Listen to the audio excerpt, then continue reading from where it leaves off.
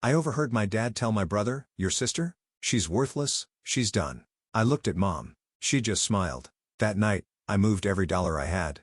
The house smelled of sage and roasted turkey, the kind of warmth that should have promised comfort. I was moving down the hallway toward the guest room when I noticed the study door left slightly open. My father's voice carried through the crack, low but firm.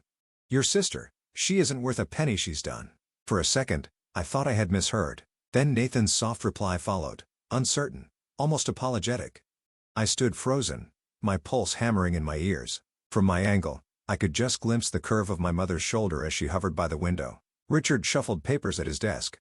Nathan sat slouched on the sofa, but it was Sylvia who turned her head first. Her eyes met mine across the narrow opening. Instead of shock or shame, she offered the smallest smile, as if she had been waiting for me to hear. The smile hollowed me out more than the words themselves. It told me everything I had feared, but never wanted to believe, that my place in this family had been quietly revised, my value appraised and dismissed, all without my voice in the room. I stepped back into the shadows, every memory of overlooked trophies and deferred praise colliding into one sharp truth.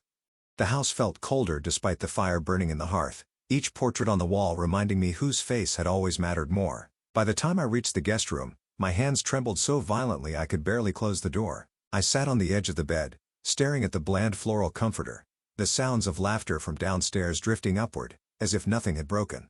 But something had, and I knew I would not sleep that night. Sleep refused me, and instead my mind wandered backward through the years, tallying a ledger of childhood moments that now made terrible sense. Nathan was always the one under the lights when he made the debate finals his junior year.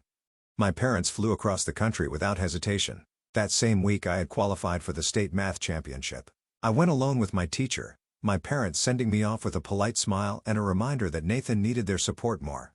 "You'll be fine," my mother always said, her tone gentle but dismissive, as if independence had been my natural state rather than a condition imposed by neglect. I learned early that recognition was a resource allocated sparingly and rarely to me. There was one exception, my grandmother, Helen. She lived in a small craftsman bungalow across town, a house that smelled of lavender and old books. On weekends, she would spread bank statements across her kitchen table and walk me through the mysteries of compound interest and savings bonds. "Financial independence is freedom," she said more than once, her voice steady, her eyes sharper than anyone gave her credit for. While Nathan complained those visits were boring and often stayed home, I absorbed every word. When she passed away during my senior year, she left me $15,000, specifically earmarked for education. At the reading of the will, I caught the quick glance my parents exchanged, something brittle in their expressions.